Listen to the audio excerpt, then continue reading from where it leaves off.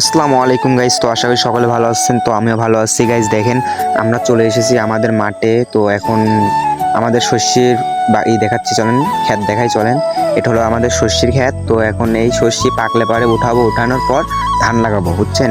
তো চলেন আমি আরও দেখাচ্ছি। অনেক বড় বিলটা, অনেক বড় আমাদের রামেল বিল।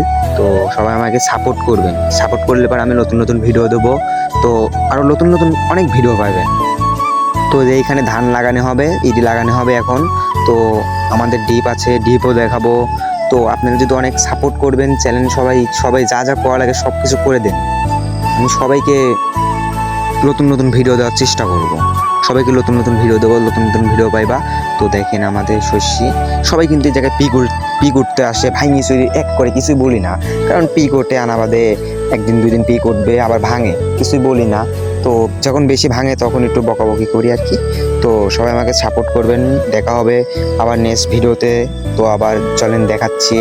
অনেক গরম তো গাইস, বুঝছেন, অনেক রোদ, এই জন্য একটু সমস্যা হচ্ছে। বাসায় চলে যাব এখন। ওই যে এটা আমাদের দ্বীপ। তো এখন আরেকটা ভিডিও দেবো, দ্বীপের ভিডিও পাবেন একটু কয়দিন পর। তো সবাই আমাকে সাপোর্ট করবেন, ভালো থাকবেন, আল্লাহ হাফেজ।